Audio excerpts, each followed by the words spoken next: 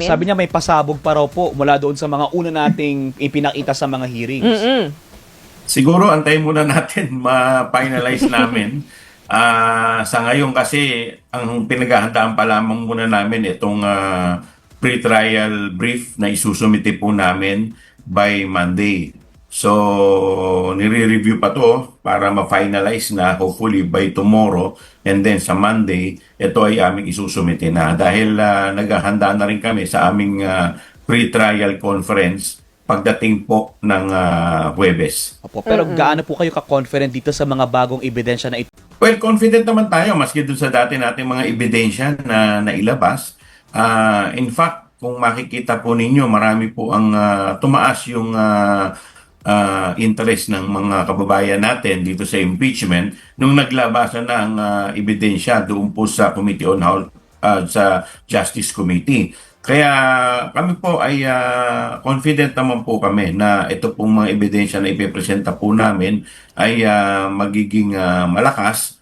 Ang hinihingi lamang po namin ay sana mapagbigyan po kami ng mga huwes o ng mga senator judges na ito po ay mailatag namin ng maayos. Ano nga po ba ang mangyayari dito sa pagsasubmit ninyo ng pre-trial brief? Ano po ba ang lalamanin niyan? At ano ang mangyayari doon sa pre-trial conference sa Thursday naman?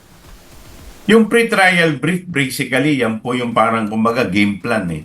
So, yan po yung magiging roadmap na proposal po namin. Pagdating naman po sa pre-trial conference, dito po yung mga stipulation of facts, yung mga marking of evidence, identification of witness. So ito po yung mga pag-uusapan po doon. So kaya po ginagawa po to para ma-shorten na yung trial at hindi po ito kumbaga yung mga tingin namin, yung mga bagay na pinagkakasunduan naman namin, mga facts na pinagkakasunduan po ng panig ng prosecution at ng depensa ay hindi na kailangan pampatunayan pagdating po sa hearing. At saka isa rin po ng purpose dito ay para maiwasan po yung mga surprises. So sa ngayon sir, tama ba 25 yung witnesses po ng prosecution team? More or less po. At so from June 18 to July 6, ano naman po ang mangyayari? Before July 6, ano naman ang mangyayari po, Kong? Sa June 18 po, dito po gaganapin yung pre-trial conference sa ganap ng alas 9 ng umaga sa Senado. Pero ang pagkakaintindi ko, ito po ay hindi open for public. Yes, opo. So, normally sa mga hukom, ginagawa nga lang po yan sa clerk of court eh. So, ganun din dito. So, ang mangyayari po niyan, between 18 to 25, ay yan po yung preliminary conference at between 26 to 30 dito po yung mga komento ng bawat isa sa mga pre-trial conference at dito na rin maglalabas ng pre-trial order kung ano po yung mga napagkasunduan sa pre-trial conference. At pagdating po sa July 6 ay ito po yung nakakalendar ng schedule ng simula ng hearing. Opo. Sir, wala ba kayong nakikita na magiging harang, balakid? Sir, then, tuloy-tuloy na po to dahil matagal na po itong inaabangan ng ating mga kababayan. Ako naniniwala na hindi naman po lahat kasi ay lahat po, kaya po gusto ng matuloy itong impeachment para at least marinig din nila ang panig ng kabila nung depensa. Hindi naman ibig sabihin nito ay sinasabi na siya ay guilty. So siyempre gusto rin nila marinig ano ba yung depensa ng ating Vice Presidente. Considering na ang dami nga pong nangyayari sa Senado ngayon, meron pa yung security threat di umano, you don't see any pagharang na possible na mangyari pa dito sa mga proceedings? Well, I hope the Senate will be able to manage yung mga ganitong threat. Kami kasi sa prosecution, sa panig naman namin, ang focus namin is yung itong nalalapit na pre-trial conference at syempre yung eventually yung trial.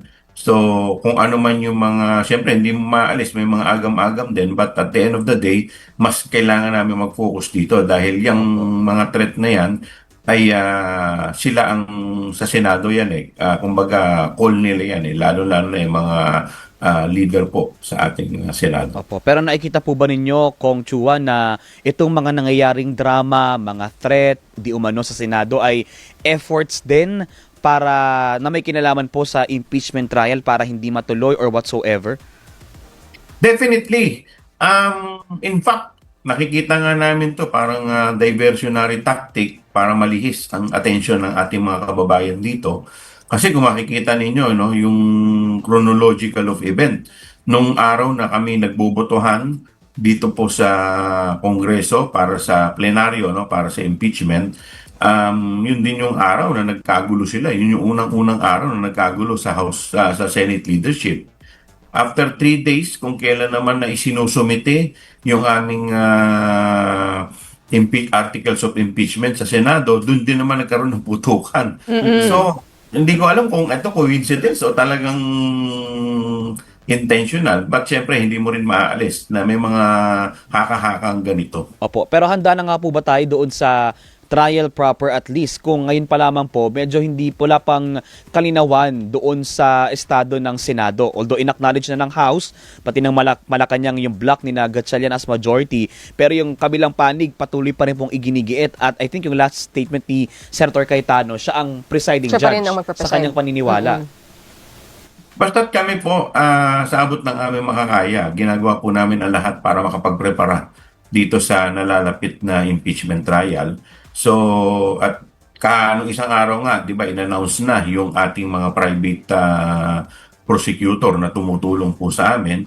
So, confident naman po tayo na sa aming banda ay gagawin po namin ang lahat para mailatag ng maayos itong mga ebidensya sa impeachment trial. Na-introduce na nga yung first batch ng prosecutors. Ilan pa yung mga tutulong sa inyo na private prosecutors po? May mga may mga kinukonsider pa kami kasi siyempre depende sa kanilang mga specialization. So tinitingnan din po namin at sinasala rin po namin. Siyempre ayaw mo naman na mapasukan ka ng mga abogado na baka mamaya naglilik lamang ng mga information sa kabila, di ba? Correct. So, importante sa amin, unang-una kung ano yung may kukontribute nila sa grupo. Pangalawa, siyempre, importante rin na pro bono. Malaking bagay po sa amin yan. Opo. Tapos pangatlo, yung kanilang, siyempre, yung kanilang magiging papel dito. May Yeah. mga nag-i-screen po talaga, may mga in-charge po dyan. Dahil kasi mahirap mga mamaya, siyempre alam naman natin, ito po ay, ang mga kalaban po natin, mga batikan na abogado. At siyempre, hindi mo naman maaalis no, na may mga information na sinisecure kami na hindi po pwedeng malaman ng kabila until such time na dapat itong mailabas.